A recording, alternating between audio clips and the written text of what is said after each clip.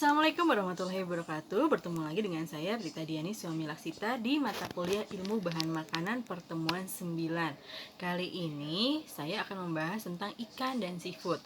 Sebelum ke inti materi tentang membedakan ikan yang segar dan ikan yang busuk, kita bicara dulu mengenai klasifikasi ikan. Nah, di sini hasil perikanan itu diperoleh dari dua sumber, yaitu dari lautan dan dari tambak.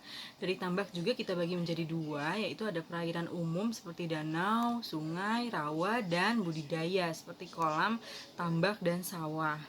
Nah, klasifikasi ikan menurut FAO di sini ada ikan darat dan diadromos, yaitu sejenis ikan yang berimigrasi dari laut ke air tawar untuk bertelur.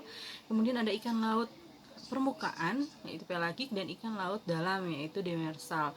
Ada krustase, yaitu kerang-kerangan, ada ikan paus, anjing laut, penyu, dan tumbuhan air seperti ganggang dan alga. Kemudian kalau kita bahas tentang ikan laut permukaan, ya, contohnya apa? Ikan tongkol, ikan makarel, ikan herring, ikan lemuru, ikan terbang itu biasanya kalau di laut itu di atas. Tapi kalau ikan kod yang biasanya digunakan untuk suplemen makanan, ikan hiu, ikan kakap itu adanya di perairan laut demersal atau bagian dalam. Nah, struktur ikan kalau kita lihat secara keseluruhan itu terdiri atas 3 bagian, yaitu ada kepala, ada batang tubuh, ada ekor. Ya, jadi kalau ditanyakan mengenai struktur ikan ada berapa? Ada 3 ya, kepala, batang tubuh, dan ekor.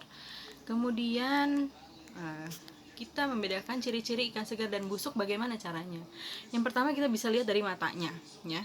Kalau pada ikan segar bola matanya itu masih timbul, masih bening, ya. Tapi kalau pada ikan busuk biasanya lebih menjorok ke dalam rongga mata, ya, jadi tidak menonjol keluar. Kalau ikan nih yang busuk.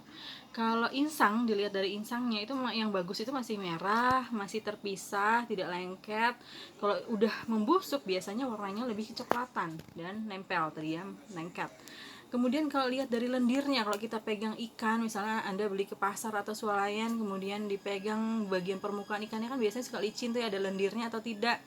Nah, kalau ikan segar biasanya lendirnya masih sedikit atau bersih, tidak ada lendir malahan, ya, itu bagus butuhnya. Tapi kalau sudah lendirnya sudah banyak, sudah keruh, nah itu berarti sudah ada proses pembusukan di situ. Kemudian kalau kita lihat dari kulit ikan, ya, yang baik itu seperti apa? Yang mengkilat, yang cerah, ya. Kalau sudah busuk berarti biasanya warna ikannya menjadi pucat atau suram, ya. Kalau daging, nah ini kita bicara tentang dagingnya. Kalau dipencet, nah misalnya Anda jalan-jalan ke pasar atau ke swalayan, ya, terus Anda memencet ikannya, itu biasanya kalau kenyal itu masih segar, ya. Tapi kalau misalnya busuk itu biasanya sudah melunak. Jadi kalau Anda pencet itu tidak bisa kembali lagi ke struktur yang awal, ya. Kemudian sisiknya. Kalau ikan segar itu masih melekat kuat, sisiknya masih kuat, ya, melekat pada ikannya. Tapi kalau sudah busuk sisiknya mudah lepas. Kemudian baunya kalau yang segar pasti masih udah khas bau ikan segar, ya. Tapi kalau sudah busuk, ya, ada bau busuk, ya, atau lebih bau hanyir, ya, kalau kalian sebut itu, ya. Kemudian struktur daging ikan kita bagi dua, ya. Di sini ada daging yang bergaris melintang warna merah, ada garis yang warna putih, ya. Misalnya, kemudian ada yang kedua, ada daging yang polos dan otot jantungnya. Kemudian serabut daging ikan itu disusun oleh miotom, mirip miofibril pada daging. Jadi kalau Anda makan ikan biasanya kan ada serat-seratnya halus, ya, itu namanya miofibril. Dan setiap miotom itu dipisahkan oleh jaringan ikat yang disebut miosepta. Nah, serabut daging merupakan unit terkecil dari ikan. Kemudian komposisi kimia ikan secara umum jelas, ya, 66-84% mengandung air dan 15-24% mengandung protein. Jadi ikan jelas merupakan sumber protein, dan ini banyak di wilayah perairan Indonesia karena Indonesia ini kan memang wilayah perairan, ya, kepulauan. Kemudian dalam ikan juga terkandung glikogen, ya, kecuali pada jenis kerang-kerangan tertentu itu biasanya sedikit glikogennya. Kemudian kita bahas di sini protein. Nah, jaringan otot ikan umumnya terdiri dari ada dua, ya, ada yang warnanya merah, ada yang putih. Kalau kalian lihat ada ikan yang dagingnya merah kayak ikan salmon, ya, itu kan, ya, itu biasanya proteinnya lebih tinggi, ya, tetapi tidak lebih dari 10%. Nah, kalau misalkan protein daging ikan yang berwarna putih itu ada yang disebut miogen, proteinnya itu jumlahnya 20-30%.